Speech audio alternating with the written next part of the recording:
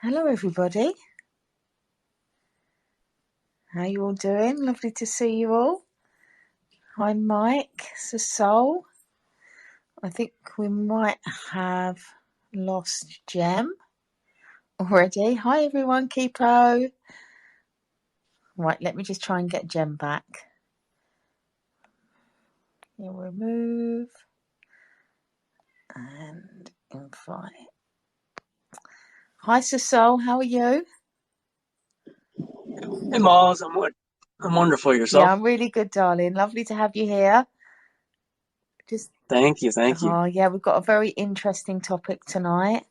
We're going to talk about the secret, but we're not going to talk about the secret as some of you might know it, which is the kind of manifestation technique that a lot of people use. This is something a little bit different. We're going to really dive deeply into thought tonight. We're going to have a really, really good, a really good. Sorry, I'm a bit distracted because I've lost Jem. She's my co-host. Let's invite to co-host.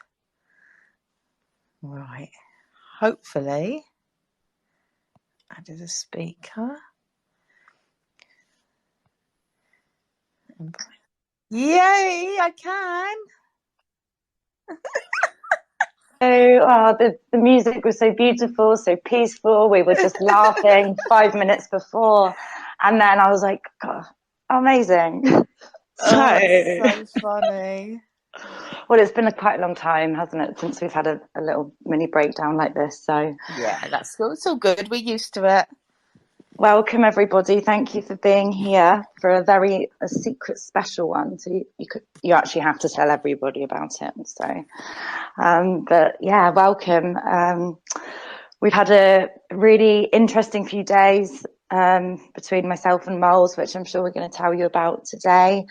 I just want to give a quick shout out to Claude, who's just donated a Women in Weapons NFT to us, which is really lovely. He's been supporting us for quite a long time, and he's giving us sort of directions. He's an NFT genius, and yeah, we've just been very, very grateful with the community, everyone sort of pulling together. As most of you know, Molls and I started this about 5 months ago. We've both been on our own mental health journeys, and I've been working with her for the last couple of years, and we just thought now's the time to share this as much as we can. So that's what we do, and that's what we're here to talk about today with you all, really. So Molls, take it away. Yeah, hi everybody. This project, it really is a community project. We want it to be free to people that need help. We are in a mental health epidemic. Unfortunately, I mean, I don't know what it's like in other countries, but I know in the UK, the services that you get aren't great. You can wait months to be referred to see a therapist. Generally, the help that you get is medication. It's just also limited here. So we really want, because we've found something that is so effective and so powerful and has such a transformational effect on mental health, we really just wanted to put it out there and offer it. It was like, how do we do this? How do we get the message out there? How do we reach as many people as possible? And both of us, Jem's got a much bigger audience than I have, but we both, we've got good audiences on Twitter, and it just seemed like the perfect place for us to share this. As I said, we do get help from the community, which is wonderful, and we're just going to see it grow. We're in the process of actually developing the website right now, so yeah, we'll see where it goes. Now, the secret is a really interesting subject for me, because when I saw for myself what the principles offer, and what I teach is something called the 3 principles. And if you look at the article on Medium about OneMinding, which is the project name, you can find a little bit more about the 3 principles. But when I came across them and I saw for myself what they were pointing to, it was like finding a secret. There was something in it that just it revealed to me that my experience was coming from my own mind, and nowhere else. I wasn't a victim of the outside world. Everything that I was experiencing was coming from me, and my thought was at the root of all of that.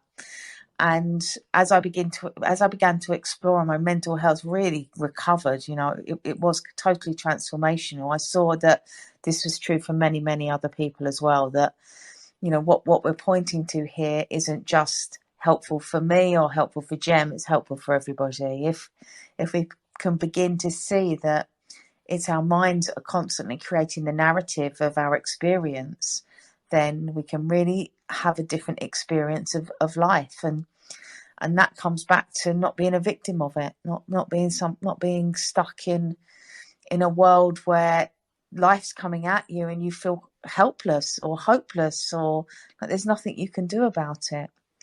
So the 3 principles may be new to some of you that have been with us on other calls will have heard of them, but that they have a spiritual nature, but they have a very practical nature as well. And what you find is that once you begin to explore them, something deeper does come up. You do see something deeper about the human experience. But these principles are shared in prisons. They are shared in schools. They are shared in places where people really do need help. And I was listening to a call recently of a guy that was speaking, and he actually had come across the principles in prison. He was learning them in prison, reluctantly at first, and then he saw something for himself that completely changed his life. He was a gang member. He went into jail. This was in the UK, and he was talking about how what he saw completely changed him. And somebody said to him, "So, what was the moment when you realised that something had changed, that there was something in these 3 principles, there was something that you were seeing that really was effective?" And he said, he was in his early 20s, and he said, "I realised when I was happier and the happiest I'd ever been in prison in that moment. I'd never been happier in my life than I was in the moment that I was starting to understand this, and I was in prison." And it's like, well, if I can be this happy here, this is proof that the happiness can only come from me and not my outside world, because I'm not in the best situation, so it is so interesting when we begin to explore the power of our own minds. Okay, so everything that you experience comes from you. Every feeling that you have comes from your own thinking. And so we look at this amazing power of thought, and that's the secret. Now, what I'm going to share with you tonight is something that kind of blew me away when I heard it, and it was from a woman called Mavis Khan. And Mavis Khan is a 3 principles teacher. She's been teaching it for many more years than I have. I'd say she's probably near on 30 years. I've been teaching it for around 9.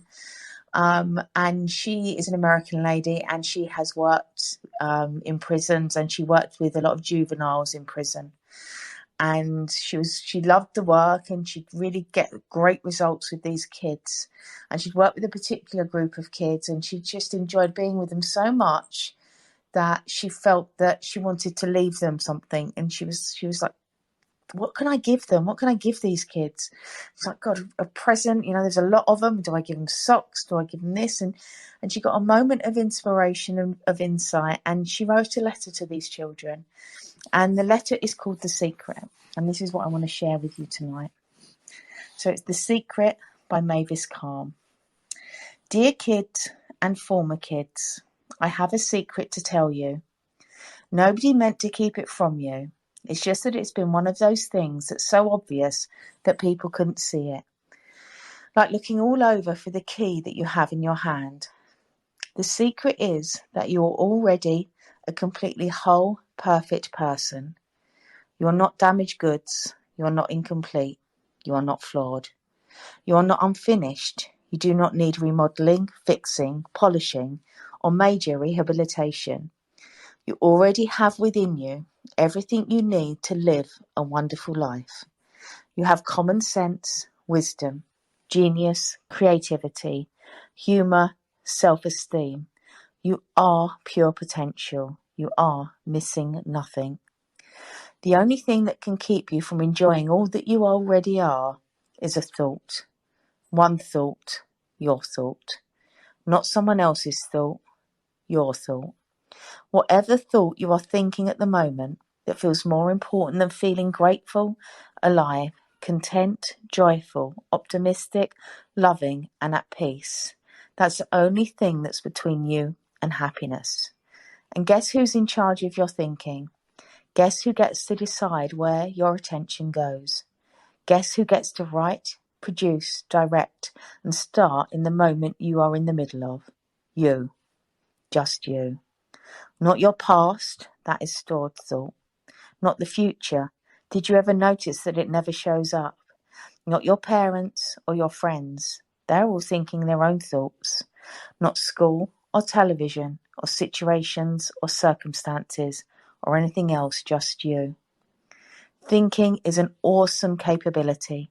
Like any capability, it can be used as a tool or as a weapon against ourselves and others. And just like with any other tool, we can tell whether we're using it for or against ourselves by how we feel. When we think against ourselves or others, we get in trouble. When we don't, we usually stay out of trouble. Our feelings exist to warn us away from using our thinking to create trouble. The trouble in our lives to guide us back to our natural, healthy ability and to live our lives to the fullest. So please remember that your thoughts are not always telling you the truth. When we're in a low mood, feeling down, our thoughts are not to be trusted. Our IQ drops. When our thoughts pass and we lighten up, our thinking is once again creative and positive, and our IQ goes up. The only way you can feel badly about yourself and your life is if you think badly about them. It's up to you. Every single minute you're alive, it's always up to you. This is the best, most liberating secret I have ever learned, and I want you to know it too. With love, Mavis. And I remember hearing that. You know, I found the principles in my early 40s, and I thought, wow, imagine being a kid. Imagine being a kid and maybe having a really difficult life and having a lot of trouble and really being very reactive, all of which is coming from you and your thinking. And then coming across somebody like Mavis. And Mavis teaches you this secret. Mavis shows you that you're not a victim and that you have everything within you need to live a full life. And then she writes you this letter. And you keep that letter. And you have this opportunity to live a very different life to the one that maybe you'd gone into prison thinking that you would live. And it's that potential that it points to. You know, she said, I saw her interviewed, and she said that she bumped into one of the kids that she'd written to the letter for years later, and he still had it in his wallet. And the interviewer said to her, wow, you must have changed so many kids' life by giving them that letter. And she went, I actually don't know, but I know I changed one life, and that was enough. And this is what we're talking about here. This is why we're here. This is what we're doing. It's like you never know what somebody's going to hear. So when we get on these spaces and you have these conversations around the principles, and you listen to me on a call, or you may work with me privately, it's very much that I'm not talking to your mind. Okay, that there's different things that talk to different aspects of us. And there's some stuff we need to absorb with our mind and know. There's some stuff that goes a bit deeper and speaks to our heart, but this is deeper than that. This speaks to our spirit. This speaks to our soul. It's the energy behind life. It's who we really are. And to explore this and to share this with people, for me, is a gift. You know, I get the gift of coming online and working with Gem and speaking to all you guys, and know that this ripple effect of an understanding that I know 100% has the absolute potential to help people come out of mental health issues. Also has the potential, even if you haven't got a mental health issue, it has the potential to change your life. It would change your life, because suddenly you're not living expecting the world to create your feeling, expecting the world to make you happy. You live from a different place. You live from a place where you see it can only come from you. And that's liberating. That's freedom, and that's what we all want. None of us want to be a victim. None of us want to be a slave to the world and our wants and needs. Of course we're going to still have those, but to know that there's nothing on them, to know that, as Mavis said, everything you already need is within you. Those thoughts aren't you. They're not. They're pretending to be, but they're imposters. That who you are is so much greater than the thoughts in your head, and this is the exploration. This is where I'm pointing to when I say that we're not talking to your mind, we're not even talking to your heart, we're talking to your spirit, your soul, because the vastness of that, our minds can't really comprehend that. This is bigger than our minds. Our thoughts, what are they? What do you know about thought? You know that it comes and goes. You know that it's not really who you are, because you can see it. You still exist. If thought fell away, when your mind gets really quiet and you have the appearance of having no thought, you're still there. So the analogy that I use a lot with clients is that, just imagine you're the sky and all your thoughts and feelings are the weather. The sky doesn't mind what's happening with the weather. If it's sunny, if it's stormy, if it's windy, if it's rain, if it's snow, the sky just allows all of the weather to come and go. So be like the sky. Allow the weather of your thinking to pass. No storm lasts forever. Everything comes, everything goes, everything ebbs, everything flows. You are the sky with or without the clouds. So this is the exploration. This is the secret. It's not the secret in the form of you have a vision board and manifest your life. This is deeper than that. This is something where we explore what thought is. Now, when we explore what thought is, we see what it also isn't. And then that exploration leads us to something deeper, something more true about the human experience. And it can feel like, well, how can this help mental health? Well, it calms the mind. It shows the mind that it's not everything, because the mind thinks it's everything. Mental suffering is you mistaking the thoughts in your head for truth, and they are not truth. Okay, so if you can begin to see that, we stop making an enemy of your own thinking. What a road to nowhere is making an enemy of your own thoughts. How unhelpful is that? That has no benefit to us, but we can all do it. But thought will come and thought will go. It's the space that thought arises in that we're really interested in this understanding.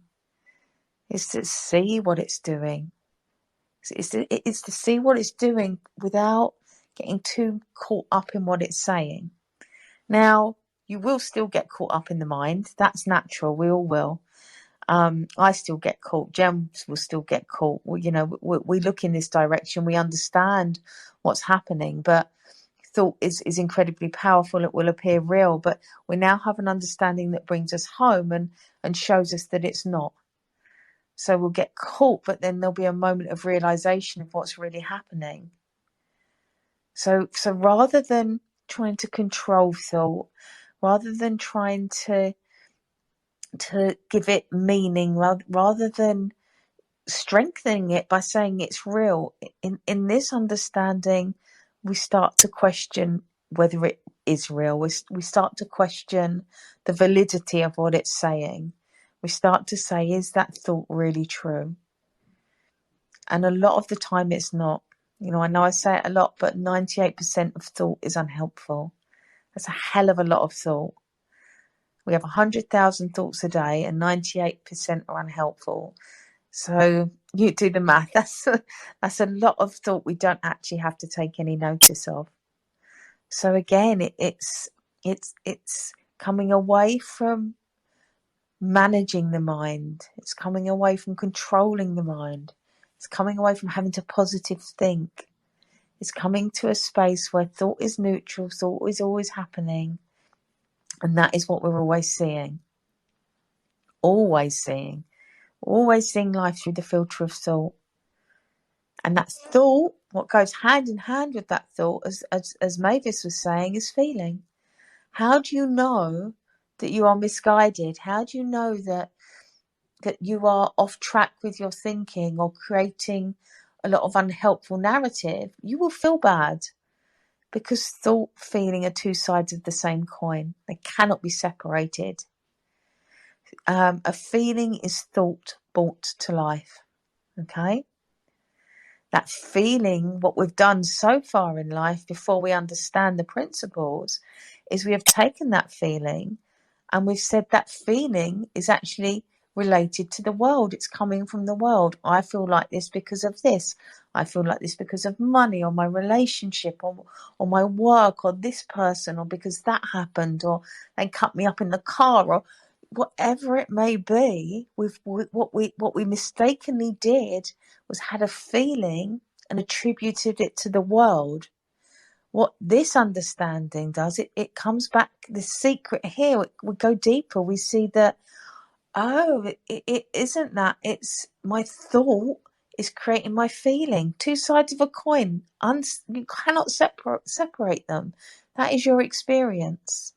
And suddenly you're not so thrown around emotionally by the world, because suddenly you see, it wasn't that event, that person, that job, that thing in the world. It was me. Oh, okay. Well, that I can cope with. That puts me back in the driver's seat, so to speak. That brings me back to a place of empowerment. So when we see this, it liberates us for the world needing to be a certain way for us to maintain a good feeling. So have you noticed how what we've done before is, I will feel okay when this certain set of requirements that I have are in place for my happiness.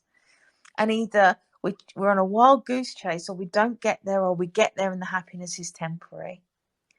Okay, it's temporary because it was never there in the first place. So this liberation, where we don't need the world to be anyway for us to be happy, means that we have 100% availability for happiness all of the time. Now, will we feel that all the time? No, I'm not happy 100% of the time. Absolutely not. But that potential is there for me to be happy at any given moment. It isn't circumstantial. It isn't that my life needs to look a certain way before I can feel happy or content. I know it doesn't work. It makes no logical sense for me to think like that anymore, because I know that's not how it works. So this is it. It is a secret, and it was right in front of our noses. It was who we already are. And as Mavis said, there's nothing to fix. You're not broken. We just need to realise that we only ever live in the ebb and flow of thought and feeling, and not in a feeling that the world around us has created. Just these simple things, when we see them, when we begin to explore them, really change our lives. They really make life so much easier.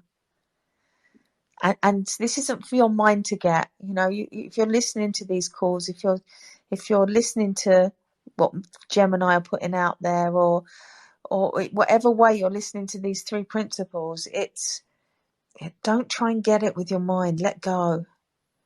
It's not for the mind to get. This is so much deeper than the mind. This is an exploration of your inner being. This is an exploration of that which created your mind. So the mind can fall away. I don't think he's on here, but I did a talk with Crypto Burb, and we just spoke about this for an hour. We chatted, and I was explaining it to him, and he hadn't heard of it before. And at the end, he was kind of taken aback by how peaceful he felt, and he couldn't really work out how that had happened. And it's so simple, because as we talk to the place deeper than the mind, as we connect with someone at that deeper space, and we open them up to the fact that the mind is doing what the mind is doing, that deeper space is more powerful than the mind. So that connection allows the mind to just quieten down a little bit. It just drops away. It just doesn't quite have the same power when we have this conversation. So in that dropping out of his intellect, something more peaceful was revealed without him having to do anything. It just is in the conversation. And maybe some of you get that from the calls on our Thursday night spaces. I'm pretty sure that you do. I'm pretty sure that you probably get off the spaces and feel quite peaceful. And that's why. So again, it's never something that needs to be worked out. It's just something that needs to be explored. You know, that you're an explorer in this understanding, not a researcher. And no matter how terrible your thinking may seem, there will always be fresh thought coming along. And that thought will always be different, because it is. You know, there's moments where you're really caught up and fresh thinking comes in, and it's like, well, that being caught up, that being upset, it's just gone. It's completely gone. And it's like, where has it gone? It's just a new moment with new thoughts, so it doesn't have to exist anymore. So your thoughts aren't you, okay? And again, another thing with this understanding, you can't force it. It's just listening. It's just get on the calls, listen, exploring whatever way you want to explore it, but it can't be forced. Let it happen. You know, we're so used to forcing things, trying to make them happen. And this isn't that. This isn't up to you to force it, to see it. It's something that, if you stay in the conversation, will get easier to see, will reveal itself more. Okay, so instead of having 1,000 problems in the world, we come back to that we have just one misunderstanding about how the world works. So instead of having 1,000 problems in the world, we come back to seeing that the only thing we're ever up against is one issue, which is our own thinking. Again, the simplification of life. We've made it so complicated when in truth it's so simple. So it's just in those moments where everything stops, we get quiet, and in the silence, we get to see who we are. We get to experience something deeper about the human experience. And that can come out of these calls. It can come out of this exploration. It can come quite often out of suffering. There'll always be, at some point in most people's lives, a time where they come to this inner exploration. Sometimes it's forced, sometimes it's voluntary, but there's points where life can get so tough that people feel like there's nowhere else to go, and it takes them on this inward journey. And there can be minds that are just inquisitive, that just do this exploration because it's something that they're interested in, and it's something they want to see, and they see that there's something much deeper to life than what they want, than the surface, than what's seen, than the appearance of it. It's like, what's deeper? What's truer? Who am I? So again, back to that quiet, back to that peace, back to that silence. Because even it's not even, my words can help guide you, but ultimately it's in the quiet spaces of yourself, of your being, that this will be revealed and seen. Yeah, it's the silence is more potent than the words. Silence is always where it lives. And as we drop out of that intellect, as we drop out of the mind, as we go deeper, something more beautiful is revealed. And in that beauty, our minds begin to heal. Our minds begin to awaken. We see something different. We have a new experience of life. For me, I know that it wasn't an experience I thought was possible for me again. I'd lived so much in a dark state of mind that when I came into this understanding and saw this for myself, and I got lighter again, And I woke up. It was like, oh, okay. I didn't know this was still available to me, but it's available to everybody. You know, I say every week that Gem and I aren't special that we've seen it. It's just the human experience. It's the most normal thing, but also the most divine and beautiful thing in the world. So, yeah, it's I've got one more thing to read, and it's something that I wrote, and then I'm going to pass over to Gems. So, a message to the struggling. Try not to get too hung up on how you are feeling right now. It is normal to feel sadness. We are here to have all the emotions. Sometimes the more abnormal we make it, the worse we feel. So if you can normalize your feelings, that can help. You are not broken. You are just feeling thought.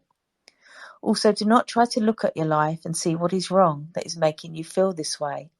I'm sure your life was exactly the same way when you did not feel sad or depressed. This is because you are feeling your thinking and not your environment. The feelings you are having now are coming from within and not your world. You do not need to fix your world. Feelings will change as soon as thought changes, which will happen on its own. You cannot force it. In the meantime, know that you are safe, and a feeling, no matter how bad, cannot hurt you. We are in an epidemic of mental health issues, and this is because we have been looking in the wrong direction for our well-being. Please be patient and kind with yourself, and know that you are loved, and reach out to someone that can help you. You are never alone, no matter how you may feel. Gems. Yeah, that is very fitting, isn't it? I was, as you were reading through that, I just thought, wow. I mean, the last couple of years especially have been very hard for most people. But going back to the whole secret and the whole, I found when I was struggling before, I felt a lot of shame and a lot of guilt for pretty much everything. I didn't like who I was. I thought I was inherently broken, and I got through life, and I put everything into work, and my life looked amazing from the outside, but I didn't have the love that I knew that I wanted. And, you know, it was just quite vulnerable, but not in an open way, in a more sort of closed, hibernating way.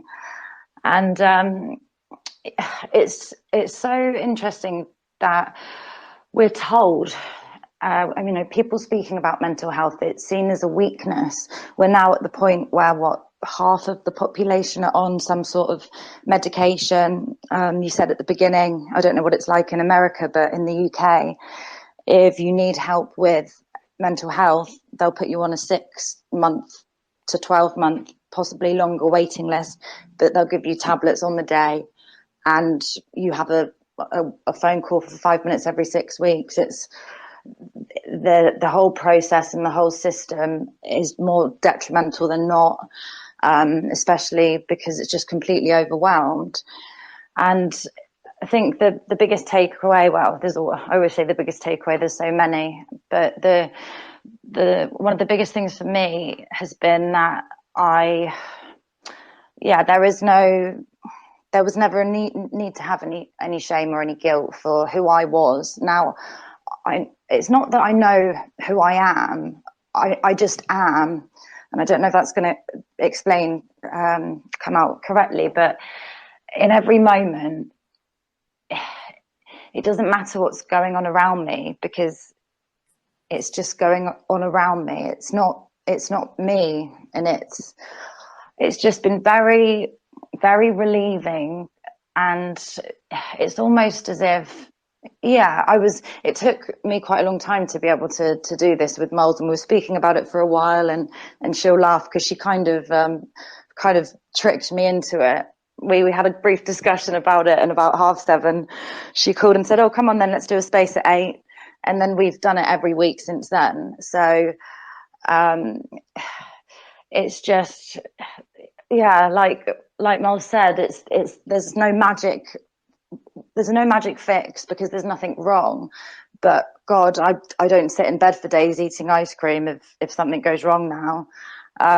It's yes, you sometimes get stuck still, but it's very easy to realize that actually, is this true? And we have over 100,000 thoughts a day, and 98% of them are bullshit. Then have we got any hope in hell of grabbing onto those 2% of correct ones? It's just really taught me to just go with the experience, because there's nothing else you can do. So for me, yeah, the secret is out there. I don't feel like the crazy person that I'd been. Well, I wasn't told I was crazy, but I was, very depressed, very anxious. And when you're told things like that a lot, it's gonna affect you. And I think anybody that's had any sort of diagnosis or any therapy or been on any medication, until they have conversations like this, always in the back of their mind, they're going to think that there's something that's not quite right with them, because they're mentally unstable or mentally ill, or it might come back. So just to put this conversation out there and help people understand that actually there's nothing wrong, I think is really the most important thing. Yeah, I think it's so true. It's that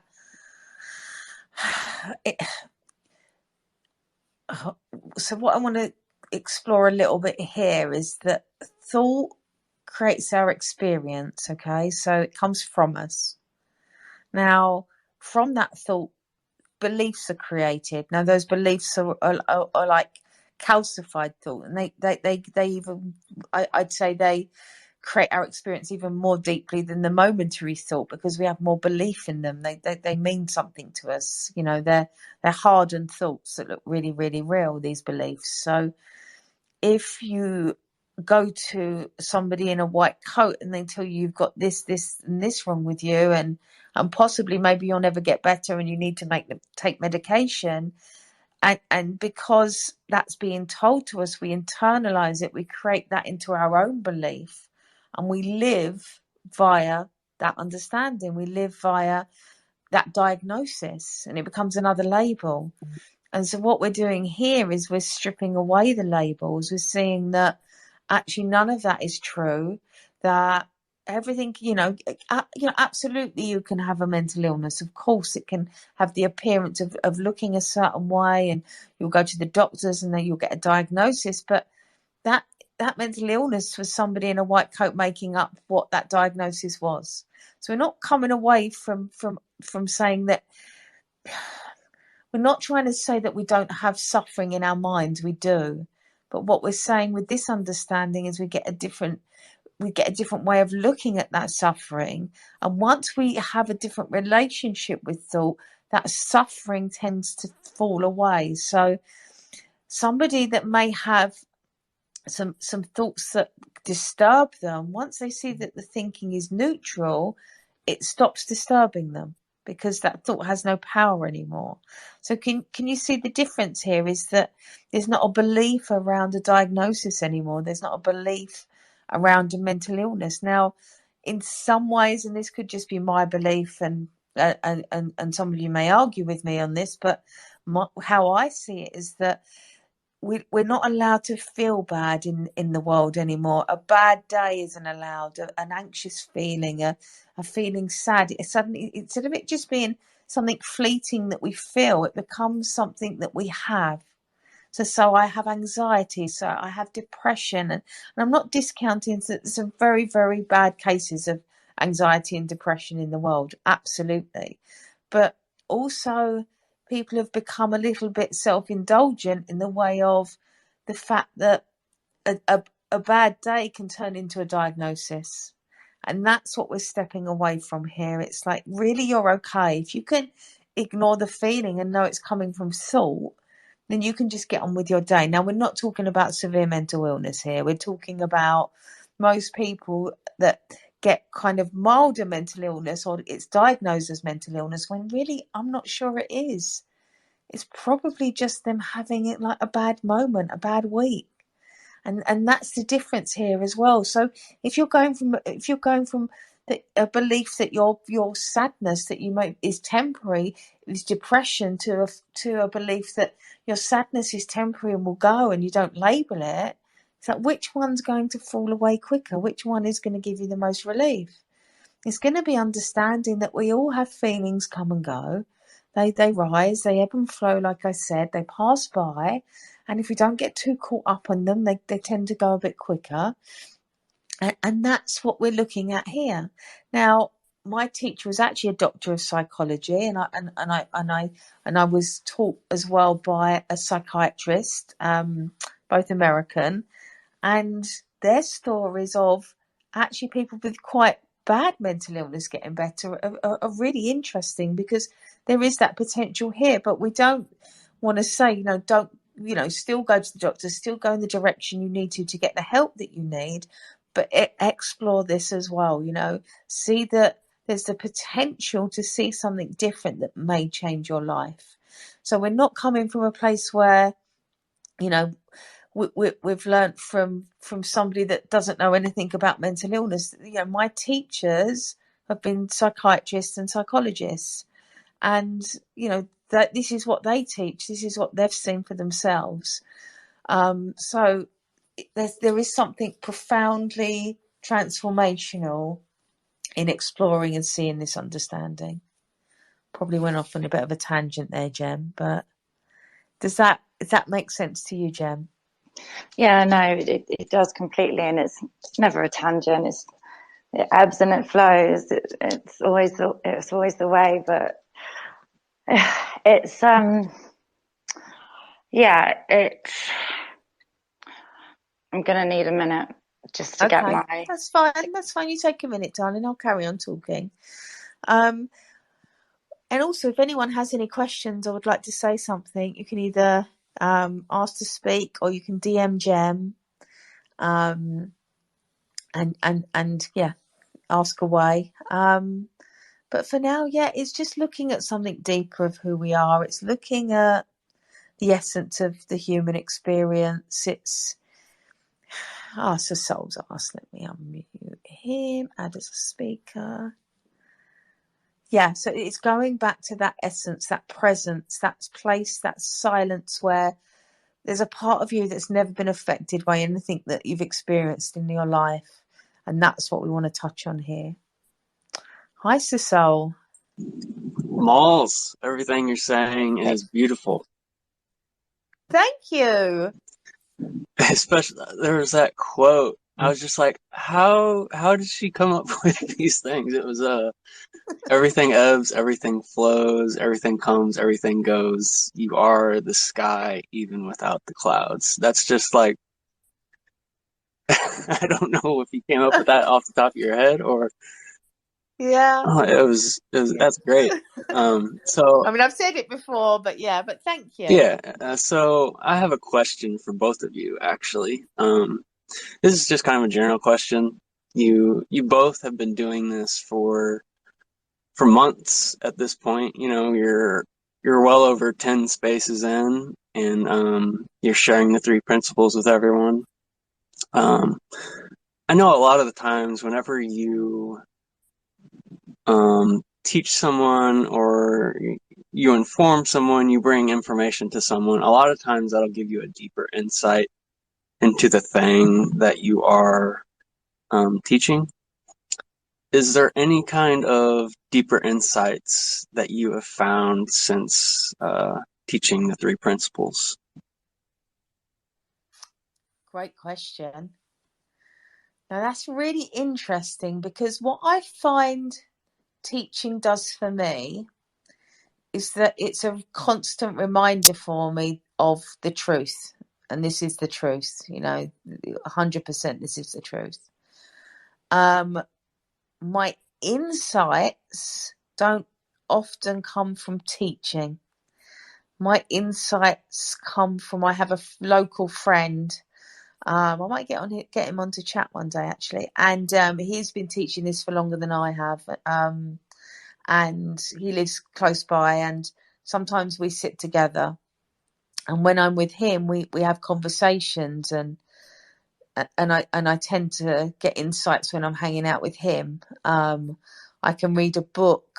Sometimes in my research, in my exploration, I might hear something, and it just stops me in my tracks.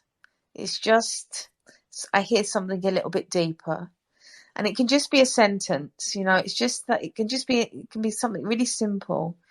And I'm reading a book at the moment, and it's called The Ultimate Coach, and it's by a coach. It's around a coach in America called Steve Hardison. He's a very, very famous coach in that world. And I'm only a little bit in, and he was talking about prayer, and we pray, and this is an insight I had today, and how it's almost as if we pray, it's like there's something outside of us to pray to, and that was really interesting to me. And there was just one line, and it was, "But you are the prayer." You're the one that's praying, and you're the prayer, and there is no separation. And I don't know if that makes sense to anyone, but for me today, that was like, oh, there's nothing outside of me. I teach it, but sometimes I still get deeper insights into it. It's all me. It's just, a prayer is just a letting go. It's just that the fake self, the separate self, the intellect, the ego, the illusion, just falling away, and that presence, that truth coming through. That's prayer. There's nothing outside of that. And there was just something for me, and I know it might not make sense to other people, but for me there was a moment of insight, a moment of realization, a moment of oneness. So it's not so much through actual speaking. I mean, again, it's a great reminder. I'm not sure it would be helpful for me to get a deep insight while I was speaking, because I probably won't be able to talk. But what I do is that when I speak, again, I allow less of Molls and more of whatever is coming through me to come through. So I try not to get caught up in my intellect about what I'm going to say. I try to just fall out of that and allow words to come through me, and whatever words they are, I trust that those words are going to be the right words to connect to the people that I'm speaking with. So that whatever I'm saying, hopefully everybody on the call will hear something for themselves. But I don't plan that. I don't, and I think in some way it would be detrimental if I did, because I wouldn't be going with the flow of this infinite creative potential that we are. And that infinite creative potential knows far better what to say than I do. So it's almost like I'm a vessel during this, when I'm talking, when I'm teaching. It's just an allowance, a dropping away of Molls, an allowance of something deeper to come through that will share what it needs to share with you guys. So is that a good answer, Cecile? Oh, absolutely. I think that makes a lot of sense. Especially when you're talking about thought, you're not going to be thinking about thought as you are talking. So I think that makes sense. How about you, Jim? Any deeper insights into the 3 Ps? Well, probably not any deeper than Molls, but I'm finding it really hard. I don't know what it is today, but Molls, you can probably explain. The last 3 or 4 days I've had quite a lot on my plate, and yesterday I had a miniature meltdown, didn't I, Molls? And you what do you want to explain? And then maybe the whole call might make a bit of sense. Obviously the beginning has thrown me off completely, of not being able to speak, and it's just, but this is like live proof of how, well, I'll let you explain, Molls. Yeah. Honestly, there's no pressure to talk, darling. Yeah, absolutely no pressure. Just having you here is wonderful, and I know that you've had a bit of a week of it. I guess my explanation of it was that Jem fell down the rabbit hole of thought yesterday and got really caught up in her movie. You know, we've talked about this on other calls, that we live in our movie, and that movie appeared really real, and it appeared a bit hopeless, and life didn't look great for Jem yesterday. Okay, and I could feel it, and we were messaging, and then she messaged that she was really caught up, and so I reached out to her, as people do when they're in the rabbit hole. At first, they don't want to speak to me. It's like when you're in the rabbit hole of thought, and that ego and that intellect's got a grip, the last thing it wants to do is speak to me, who's going to kind of guide you out of it. There's some resistance there. There's a pushback. So for about an hour, I phoned her probably every 10 minutes for that hour, and then I was just like texting, pick up the phone. And at some point, I don't know if she picked up the phone or she phoned me back, and we got on a call, and I just pointed out to her what was true and explained a couple of things with her. And I would say within 10 minutes, she was absolutely fine. Maybe 15. Maybe I'm kind of giving myself too much credit here, or the principal's too much credit, but it was pretty quick. It was just that, oh, I'm all right now. And I'm like, yeah, I know, but you were always okay. You just got lost, and I've just brought you home. And as soon as you find home, everything that looked like an insurmountable problem just dissolved and fell away. Because when we're home, there are no problems. It's quite interesting. It can be quite difficult to understand, but when you experience it, and you have that experience of really getting lost, really getting caught up and upset, and it can happen to me too. You know, when I'm on my private calls, I do these 8-week private courses, and when I'm on them, if that's happened to me, I talk about it. It's helpful for people to know this. But what's really important is that it's not that you're not going to fall down the rabbit hole of thought and feeling. It's just that when you understand this, you bounce back so much quicker. And that's what I pointed out to Jem today when we spoke, was that actually what happened, Jem, was, yeah, you got really caught up, you got lost. The thought feeling became incredibly powerful and incredibly real. But what happened was that as soon as you saw the truth, as soon as you came home to the deeper aspect of you, that all of that fell away. So again, it's not that you don't get caught, it's just that you bounce back so much quicker. That's fascinating to me, and that's something I've observed in myself over the last 8 or 9 years, is that, oh yeah, I mean, I remember at first thinking understanding the principles would be being wrapped in cotton wool, and nothing would affect me. But that wasn't true. Things did affect me, but when they did, I'd bounce out of it really quickly. And that's the beauty of this understanding. And I think for Jem, that was quite surprising to her. And she's been okay ever since. I mean, she can't talk tonight, so but that's fine. I've been trying to hold it together a few times, but it's just, it was about 12 minutes. It was about 12 minutes that we were chatting, and by the end of that 12 minutes, I was laughing my head off, and we were laughing at how ridiculous the issue was that I was upset about. And then we spoke about it again today, and I said, what was it that I was upset about? And we couldn't stop laughing. And I can't actually remember what it's an amalgamation of a few things, but the way that I felt terrible for about an hour. I could not stop crying, and I reached out to Molls, and then I thought, actually, no, I'm going to ignore her for half an hour because I don't want to talk to anyone. And then it was just like gone. And I don't know if anyone, I'm sure there are people here that have had hours, days, weeks wallowing.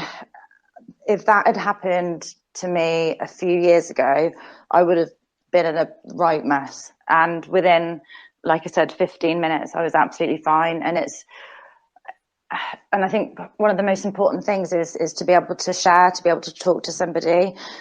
Like I said at the beginning, I was always really embarrassed and ashamed and thought there was something wrong with me. So I always put on a really strong front. I always had really hard jobs.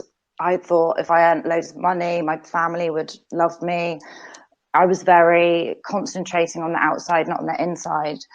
But only recently, really, over the last couple of years, I've really been vulnerable and explained how I feel or how I thought I felt. And by having someone like Molls, I now know that it's not true. You just need someone to be able to ask you questions, because your head will fuck with you so much. And just tell people how you feel, because it makes such a difference. You know, I'm sure many of you as well have held things in for years, and it's just such a relief to know most people are nice, most people are decent, and if you say, hey, I'm having a bit of trouble, they're going to be there for you. And we should talk about mental health more, which is obviously why we do the spaces. But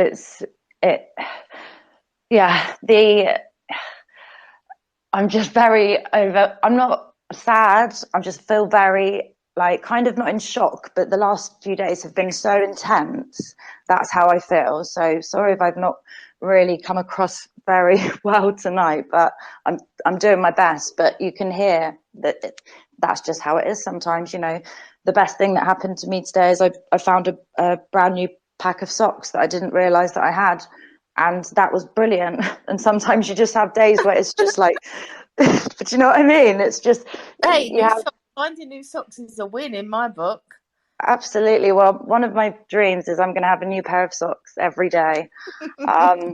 Obviously, we'll recycle the others, but yeah, it's been a crazy few days, and I feel like everything is settled now. But if I hadn't spoken to you yesterday, I wouldn't have been doing this space today, and I would have probably disappeared for a couple of days off Twitter and not wanted to speak to anybody, because that's what I used to do, like hibernation mode. And to know that you don't have to do that is really, yeah, it's nice. So thanks, Molls. You're welcome. It's also 9 o'clock. We do have a request, and we do have Root in here as well. Yes. So what do you want to do, Molls? We do the request quickly, and then, or however long it takes, and then we'll chat to Root. Would be lovely. But I just want to say, like, it's absolutely fine. Like, what you went through was a normal human experience, and you've come out of it. And tonight you don't feel like talking. That's absolutely fine. And next week you probably talk a bit more, because you'll talk about tonight. So, you know, it's all perfect. There's nothing wrong, and you know, we're all doing the best that we can with the thinking that we have. Thank you. No, you're very right. And we've got, who have we got? We've got Blind Dave, who's got we just invite you up to speak. Blind Dave, welcome to the spaces. If you unmute yourself. Hi, Dave. Hello. This is Blind Dave, and yes, I'm legally blind, so a few people in here may have heard of me that I recognize. But I just started listening, and, you know, for me, as a blind type 1 diabetic, I had vision before 2011, and then it was very quick. It happened very fast. I had to spend 4 years in bed with 38 eye surgeries, 2 of which were implants. And suddenly, you know, you realize that I didn't save enough, I didn't do enough, and I had no help, no one. My family, I had to basically re-heal myself on my own. I was an only child, so I'm kind of used to it. But I had to go through that whole stage of blindness by myself, and there was no mental health, and it was very disturbing. And there needs to be a lot more there for the disabled on the onset of disability. Whether it's your child, yourself, it changes your whole life in an instant, rather. And you know, it's amazing to see now what I've been able to accomplish on my own by reaching out to others, by getting involved in the community. And, you know, I've never known how to give up. And the one thing that makes me, I would say, stronger would be the words of my grandmother when I was a child, in telling me that this life is not mine to take. It was a gift. That's why they call it the present. So I just wanted to at least say that to anyone else who's out here listening, going through some things. There's always help. You may have to go in search of it, even though you don't want to ask. So yeah, it was a very difficult road for me, and you know, there needs to be more mental health awareness, because I'm in the United States, and here I hear a bit of a British accent or the Queen's English, and so I don't know where it is where y'all are from, but here everyone owns a weapon, everyone owns a firearm, and my father was really the only one to step in and wanted my firearm, which I had, I don't know, maybe 11. So I gave him one pistol, you know, and it was just the words of my grandmother that got me through it. And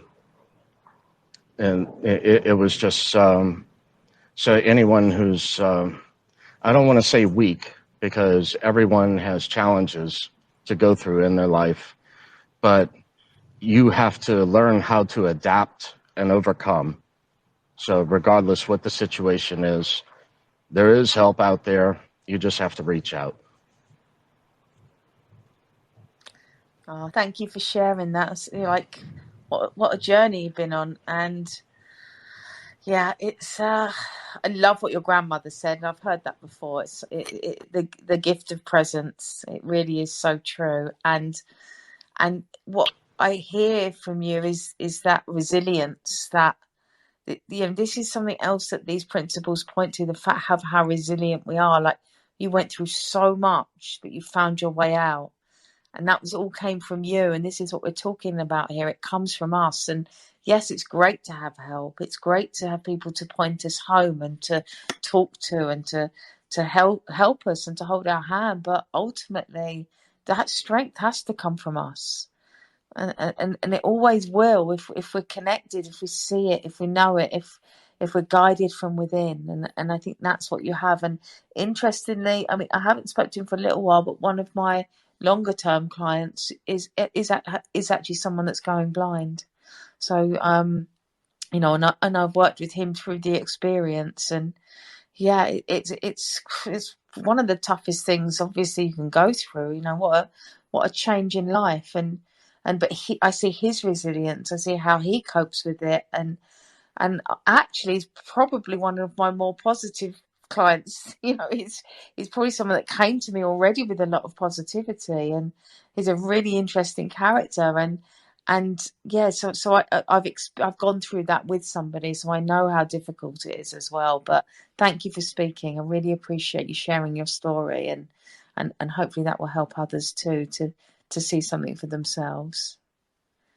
So I think we'll go to Jen. Thank you. Yeah, Dave, that was really, really beautiful. And just as your story, I felt like it was getting stronger. You dropped another bomb, and it was like, wow, okay. Yeah. You're a very strong man, and it's nice for you to come and tell your story, and it's lovely to meet you. So thank you. And now, finally, we have a special guest. We're going to bring up Root. Now, Root is not only a friend of the project, Molls and I have both known him for a good couple of years now through crypto Twitter. He has started a brand new project. I'm going to let him tell you about it. It's called the Ethereal Apes, and he's also interested in mental health, wanted to come and have a chat with us. And so here he is, if you want to come on up, Root. Oh, where have we gone? Or maybe he's not there, or he's having trouble connecting. Got another request, but I'm trying to invite. Yeah. Hi, We've got Rue. Ray. Hi, Hi. Gem. Hi, Molls. How's it going? Yeah, good. How are you? Great. I'm doing well. I can't complain. It's a nice day Good. out. Yeah, so I guess first of all, thank you guys so much for having me up. And as always, I love what you guys are doing here. This is honestly, I feel like my shoulders can relax after the last hour. Oh, that's great. Thank you. I mean, we get so caught up in the day to day and whatnot. It's always important to remember like the metacognition aspect of it, right? Where we're going back and reflecting on our thoughts and kind of like putting them in context and, you know, just taking it day by day. But I always love you guys' spaces because it helps me do that and just offers me so much perspective. And, you know, it's just a nice break from markets and JPEGs and all that, you know, jazz. Yeah. Yeah, I can imagine, especially when you've had a big project on as well. So, yeah, how have you found that? Yeah, so for about the last 4 or 5 months, I've been working with an artist out in Eastern Europe, and we are both huge fans of both derivative projects and open source. We met in an NFT community and then kind of like figured out that we wanted to start building together. And, you know, this was kind of the product 4 or 5 months later after a lot of blood, sweat, and tears and sleepless nights and whatnot. But essentially, what Ethereal Apes is it's our kind of like, you know, challenge to the derivative space that currently exists. A lot of derivatives are not necessarily like, you know, value adds to the communities that they kind of like represent. And so with Ethereal Apes, one of the things that we really wanted to accomplish was kind of like setting the bar. And so, you know, a quick couple bullet points on how we did that. All of the images are 4,000 by 4,000, so they're very, very high quality. We're actually printing the first 2,222 and sending them out to holders. That wasn't something that we had announced beforehand. It was just kind of like something that we wanted to do for the community because we really love the art, and you know that was kind of the focus this entire time. A lot of NFT projects lately have been focusing on utility and kind of like passive income mechanics and stuff like that. This instead is strictly about the art.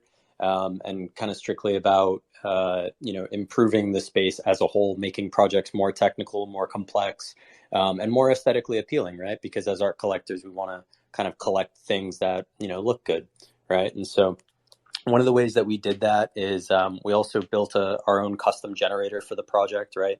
I just got done open sourcing that this morning, and so if anybody wants to go, you know, take a look at my code, and please, constructive criticism only, but it's out there now. All of our contracts are open source. We did a pretty gas efficient mint. We collaborated with Chance from Nuclear Nerds on the mint, and we were able to get the average mint price down to about $10 per mint. So for what we did, a 3,333 piece collection, it sold out in about 2.5 days. It ended up being something like around $34,000 to mint the entire collection, which is really remarkable and something that we hope to see other people do in the future as well. So if you're an NFT dev out there and you want to use either the generator that I built or you want to, you know, use the contracts that are up on GitHub, please feel free to DM me, and I'd be more than happy, free of charge, to kind of just like help you get set up. And really the whole goal from, you know, us out of this was that we just wanted to kind of have a net positive effect on the space in terms of like showing people that, you know, derivatives can be a value add. They just need to be done right and with the proper amount of respect, and you know, just with a long-term mindset, right? So I feel like I've said a whole bunch of words, but thank you so much, Molls and Gem, for having me up. And I can't wait to see the one that you know we end up giving away and to see who gets that.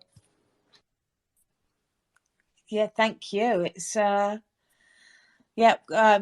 Root kindly donated to the project. He donated 2 Ethereal Apes to us, and we have one for a giveaway as well. So that will be on Gemini's pages. So keep an eye out for that. So OneMinding will be giving things away now, which is fun. And yeah, it's just really lovely. Again, it's a community project. It's so kind that people are supporting us and connecting with us, and and there's someone else on here that helped us out yesterday. I don't always want to say people's names because I haven't checked if they're okay with me mentioning their names. But yeah, it's there's a lot of people that support us out there, and to be able to do this work and offer it to free is really the dream, and we're able to do that, and we're able to do that because of you guys. So thank you so much, and thank you to Root. Thank you to Gems. I think we're going to close up now. Thank you to Sasol. Thank you to everybody that spoke. Thank you to Blind Dave. Your story is amazing, and what a survivor, and what a example of the human spirit. And that's what we all are. We are all that human spirit. We all have that capacity to bounce back. That capacity to have a new life, to see things differently, to wake up.